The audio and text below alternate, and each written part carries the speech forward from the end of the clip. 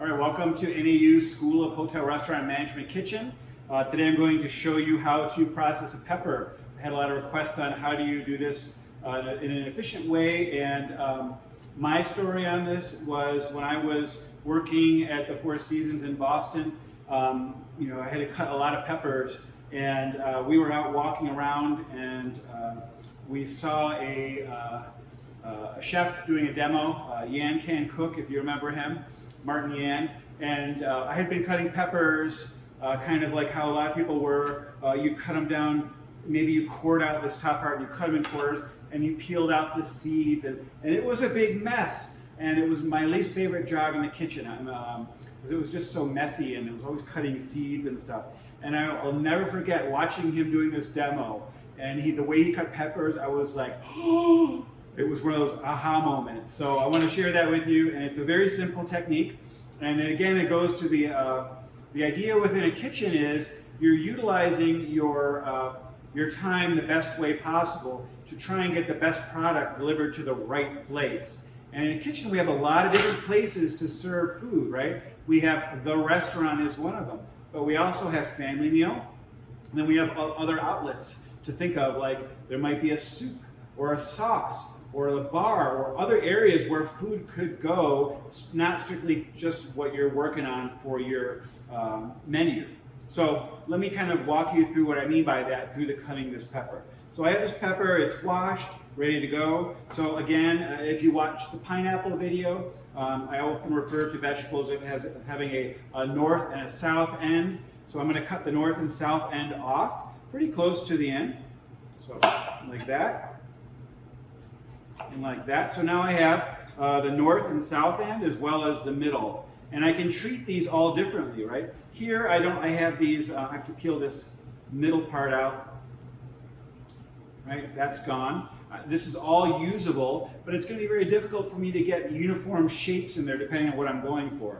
So I might use these in a preparation that's different than here.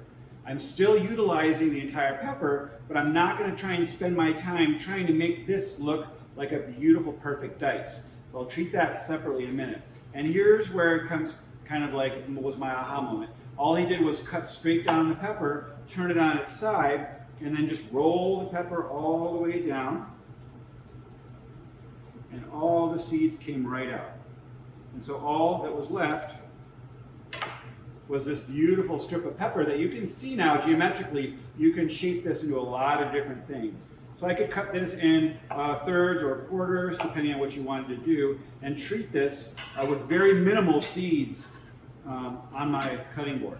So from here I can do julienne, or from planks to sticks to dice. I can cut larger pieces in triangles. There's a lot of stuff I can do from here. If you really want to get down to the nitty-gritty, you can even go a little further and remove this inner portion with your blade. Just go straight through and take that off. And you can still use that, right? Turn that into a puree, maybe and then reduce the juice and turn it into a red pepper emulsion, or put it in a soup. So we're not getting rid of that. And here you have an even more refined looking piece that doesn't have any of those exposed rough areas on there. You can even go further and cut underneath here and remove this skin out from underneath, so it's just the meat. We call that area the suprema, whatever you're using, the beautiful part, if you wanted to remove the skin as well. Let me now show you what it might look like to do a small dice. Okay, so I cut my sticks, then I turn them sideways, and I go through this way, and again I'm always looking on that side of the blade. So now I have a beautiful dice that I can use as a garnish, right?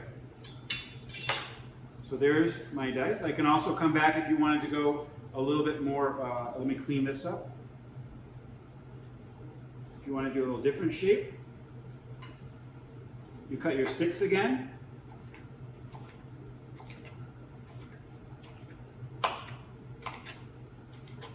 Okay. Then you can take some of these, line them up, angle them a little bit like this, and then you can do diamond cuts. If you want to do something different for your salad, just a slight angle change in what you're doing, and now all of a sudden you have pieces that look like little diamonds. So very simple to do. You can leave sticks like this for crudité. Okay. You can also come through here and do larger cuts. One of the things we used to like to do for crudité was cut oblong pieces that look like this. So we cut a thicker square piece like this and then cut them into larger triangles like this. And the idea with this shape is the guest can now decide whether they want to dip just a little bit or a lot in whatever they're doing, their black bean hummus or whatever the dips you have available. They can either go in and grab, big size, or they can go in a little and just dip a little bit. So kind of gives your guests some variability on what size they want to work with. Okay, and then for these, you can, what I usually do is cut them down once this way, and then I'll cut them across, kind of rough, and then add these into a chili or anything where it's going to cook down, where the shape is not as strictly as important as something where it's going to be a finishing touch where you want angles and intention. So here, again, a way to break down a pepper that is very more efficient in the kitchen, where you're just cutting the north and south end off and just rolling out all the seeds and skin.